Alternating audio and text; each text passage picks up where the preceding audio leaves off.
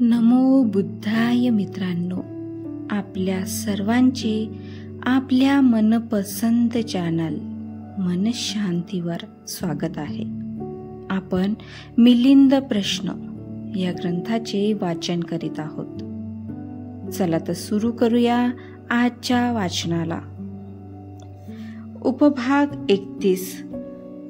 मृत्यूसमयी बुद्धाचे स्मरण केले असता देवत्व लाभ. राजा म्हणाला, भंते, एखाद्याने जरी 100 वर्षेपर्यंत पापकर्मे दुष्कर्मे केले असले तरी केवळ मृत्यूसमयी त्याने बुद्धाचे स्मरण केले तर त्यास देवलोकी जन्म मिळतो असे आपण म्हणता. यावर माझा मुळीच विश्वास बसत नाही. तसेच एखाद्याने एक जरी हत्या केली असेल तरी त्याला नरकलोकी दुःस्थितीत पुन्हा जन्म घ्यावा लागतो असेही आपण सांगता, परंतु यावर सुद्धा माझा विश्वास बसत नाही. महाराज, अगदी लहान दगडाचा तुकडा पाण्यावर ठेवला तर तो तरंगू शकेल का? नाही भंते. आणि महाराज, 100 गाड्या दगड एखाद्या नावेत भरून पाण्यात सोडले तर नावेच्या साहाय्याने ते तरंगू शकतील की नाही? होय भंते, सहज तरंगू शकतील. महाराज, जे काही पुण्यकर्म आहे त्यांना नावे समान समजले पाहिजे. भंते, आपण उत्तम प्रकारे पटवून दिले. उपभाग 32. दुःख नाशाचे प्रयत्न. राजा म्हणाला, भंते, तुम्ही भिक्षू लोक भूतकाळातील दुःखाचा नाश करण्यासाठी प्रयत्नशील असता का? नाही महाराज. तर मग भविष्यकाळातील दुःखाचा नाश करण्यासाठी एवढे प्रयत्न करीत असता? तसेही नाही महाराज. म्हणजे वर्तमान काळातील दुःखाचा नाश करण्यासाठी निश्चितच हे सारे प्रयत्न करीत असले पाहिजे? नाही महाराज, तसेही नाही. जर तुम्ही भिक्षू लोक भूतकाळातील, भविष्यकाळातील किंवा वर्तमान काळातील दुःखाचा नाश करण्यासाठी प्रयत्न करीत नाही तर मग कशासाठी प्रयत्न करीत असतात ते तरी सांगा. स्थवीर म्हणाले, ज्यांच्या योगाने या दुःखाचा निरोध व्हावा आणि कसल्याही प्रकारचे दुःख उद्भवू नये यासाठीच आम्हा बौद्ध भिक्षूंचे प्रयत्न चालले आहेत. भंते, आजच्या स्थितीत अनागत दुःख आहे का? म्हणजे जे अजून आलेच नाही ते दुःख आहे का? नाही महाराज. भंते, जे दुःख मुळी अस्तित्वातच नाही ते नष्ट करण्यास निघालेले तुम्ही भिक्षू लोक अजब पंडित म्हटले पाहिजे. महाराज, आपले शत्रू वैरी राजे आपल्या विरुद्ध कधी युद्धाकरिता उभे राहिलेत का? होय भंते. महाराज, मग जेव्हा आपले शत्रू राजे आपल्या विरुद्ध दंड थोपटून युद्धाकरिता सज्ज होतात तेव्हा का आपण खंदक खोदण्यास, तटबंदी करण्यास, दीपस्तंभ उभारण्यास, बुरुज बांधण्यास आणि सैन्याकरिता धान्याची कोठारे भरण्यास सुरुवात करता की काय? भंते, असे नाही तर या सर्व गोष्टींची आधीच तयार करून ठेवावी लागते. महाराज, शत्रू जेव्हा युद्धासाठी उभा राहतो आणि आपण हत्तीस्वार, घोडेस्वार, रथस्वार आणि तीरंदाज इत्यादी जे शिक्षण द्यावयास सुरुवात करता की काय? नाही भंते, ते सर्व पूर्वीच प्रशिक्षित करून ठेवलेले असतात. पूर्वीच का बरे प्रशिक्षित करून आणि तयार करून ठेवलेले असतात? भंते, पुढे कधी येणाऱ्या धोक्यापासून स्वतःचे व राज्याचे संरक्षण करण्यासाठी हे सर्व आधीच करावे लागते. महाराज, सध्या जे भय अस्तित्वातच नाही,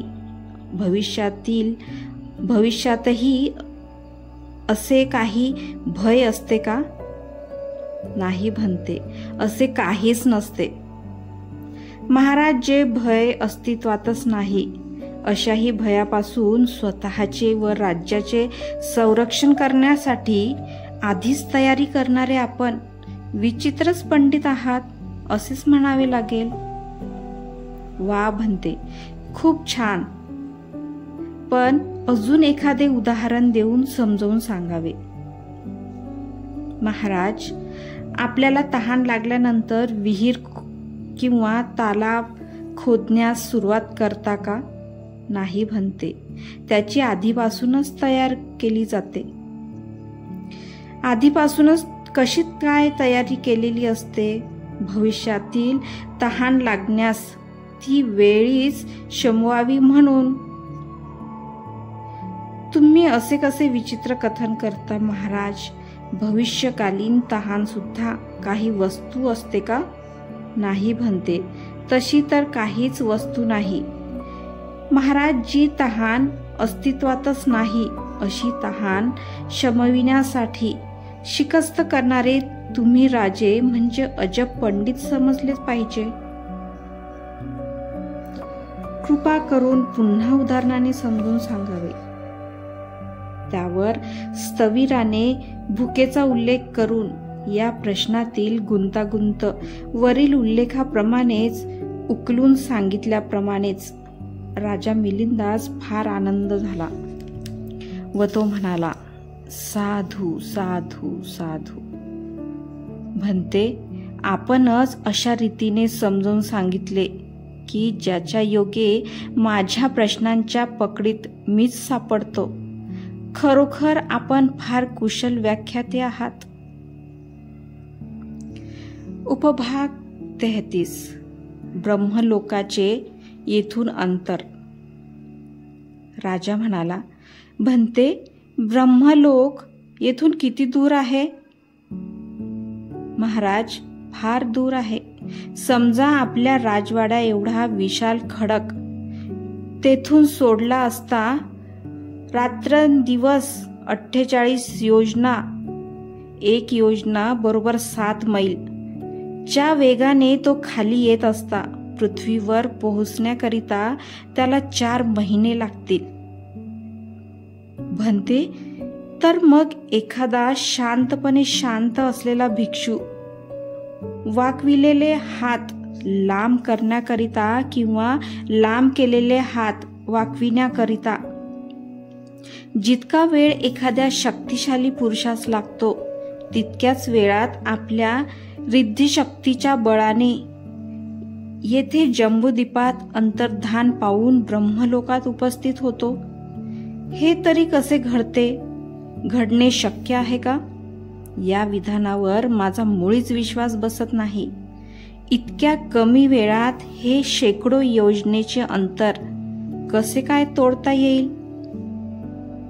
महाराज, जन्मस्थान कोठे आहे अशी स्थविराने पृच्छा केली. भन्ते, अलसंद नावाच्या बेटावर माझा जन्म झाला. तीच माझी जन्मभूमी आहे.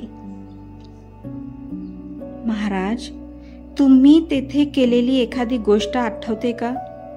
होय भन्ते, आठवते.